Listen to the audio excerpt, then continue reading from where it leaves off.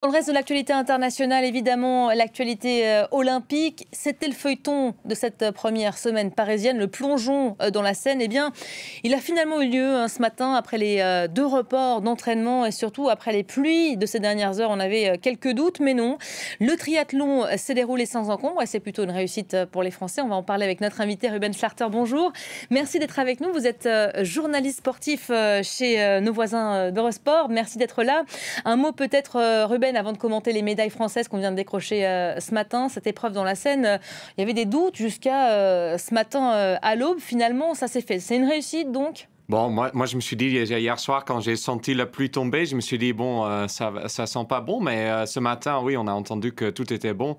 Et ça, c'est une énorme réussite parce que c'était un des grands projets de prestige de ces JO.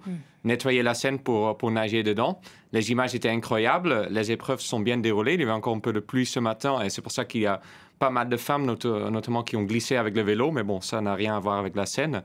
Mais oui, le pari a réussi. Maintenant, à voir dans quelques jours s'il n'y a pas eu des maladies ou quelque chose. Sachant que les tests qui avaient été effectués dans l'Eule ont été faits lundi dernier, donc ils n'ont pas pris en compte les pluies de ces dernières heures. Ça fait partie du doute qui persiste. Tout à fait, tout à fait. Et bon, maintenant, ils n'avaient plus trop de choix. Il fallait à un moment organiser ça. Alors, et encore une fois, oui, ça s'est bien déroulé dans l'ensemble. Alors, oui, je pense qu'ils vont être très contents. Alors, ça a été une réussite pour les Français, on l'a vu. D'abord, les femmes qui ont commencé à s'élancer au niveau du pont Alexandre III. Magnifiques images, vous le disiez, les images de drones, notamment de ces nageurs dans la Seine. Puis l'épreuve du vélo et la course au finish. Une médaille d'or pour Cassandre Beaugrand qui réalise son épreuve en 1h54 minutes et 55 secondes. Les hommes se sont élancés juste après. Alors, il n'arrive pas premier, mais c'est Léon Bergère. On fait un petit cocorico quand même, on en profite. Il décroche le bronze. C'est un beau résultat pour les Français aujourd'hui. Pour les Français, oui. Cassandre Beaugrand était la grande favorite. Alors oui, on s'attendait un peu à ça, mais bon, il faut quand même le faire. Elle a fait avec la manière. Elle était impériale, surtout à la fin, sur la course. Alors ça, c'était très bien. Chez les hommes, évidemment, il y avait pas mal de Français très bons. C'est juste qu'il y avait un Anglais et un Néo-Zélandais devant, avec Alex G qui a gagné. Et il faut le dire parce que les dernières 500 mètres étaient juste incroyables entre les deux athlètes.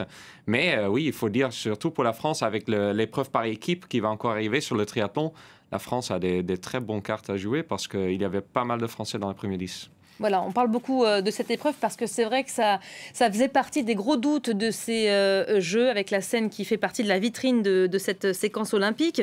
La France, on commentait le tableau. Alors on se disait en off il y a quelques instants, ça bouge très vite. Ils étaient seconds ce matin, ils viennent de passer troisième, ce qui est quand même un super résultat pour les Français.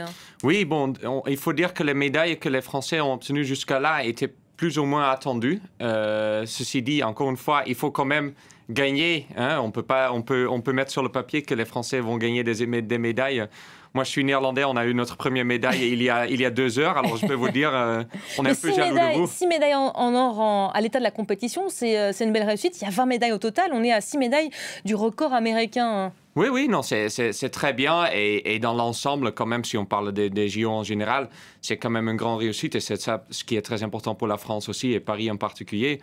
Vous parlez des images incroyables. On peut parler maintenant de la Seine, mais on peut parler du beach volley, on peut parler de l'escrime. C'est juste, c'est merveilleux. Et oui, quand on a vu tout ça sur le papier, on s'est dit, oui, ça va être incroyable. Mais bon, maintenant, on le voit, les images en direct, et oui, c'est encore mieux. On reste dans l'eau avec l'épreuve que tout le monde attend ce soir. Les regards seront braqués vers les grands bassins à 20h37 et 22h31. Léon Marchand qui revient dans le bassin de Paris, la Défense Arena, avec ces 2 épreuves, le 200 mètres papillon et le 200 mètres brasse. Là aussi, il y a des espoirs de médailles supplémentaires. Oui, c'est sûr. Est-ce qu'il peut gagner les 2? Parce que ce serait quand même un doublé incroyable. C'est sûr que, bon, une médaille d'or, ça devrait être possible. S'il va gagner 2, il rentre direct dans l'histoire. Déjà, c'est un athlète hors norme, bien sûr. C'est techniquement possible. Il y aura 114 minutes d'écart entre les 2 courses physiologiquement, j'arrive même pas à le dire. C'est réaliste, ça, vraiment? Moi, je dirais non, mais moi, je ne suis pas Léon Marchand et on a vu que pour Léon Marchand, il y a plein de choses qui sont possibles. Alors, je ne peux pas dire à 100% qu'il ne va pas le faire parce qu'après, on va me dire, oui, vous aviez tort. Mais oui, sur le papier, ça semble très compliqué. S'il y a une qui peut le faire dans ces JO, c'est lui. En tout cas, il a l'air très serein. Il disait avoir récupéré ce matin de sa dernière course parce qu'il va les enchaîner. C'est incroyable le calme qu'il a. Avec toute la pression qu'il a sur les épaules, ça doit être incroyable, mais de la manière dont il traite tout ça, c'est là qu'on voit les grands champions. On a vu hier Simone Biles, par exemple, sur le gymnastique, c'est la même chose. L'américaine Simone Biles qui a décroché sa première médaille d'or et qui pourrait là aussi en apporter d'autres aux États-Unis. Oui, mais il ne faut vraiment pas oublier que tout le monde attend ça de ces grands champions et au moment qu'on va vraiment livrer, il faut que admirer ça, c'est juste incroyable. Un mot de ce que vous faites, journaliste sportif, en temps de jeu à Paris, j'imagine que ça doit être un sacré morceau et en même temps quelque chose d'unique. Oui, c'est magnifique. Nous, ici, oui, on est juste en face, vous venez de le dire. On est là pour tous les pays et dans tous les pays, il se passe tout le temps des choses pour tous les pays européens où on diffuse avec Eurosport.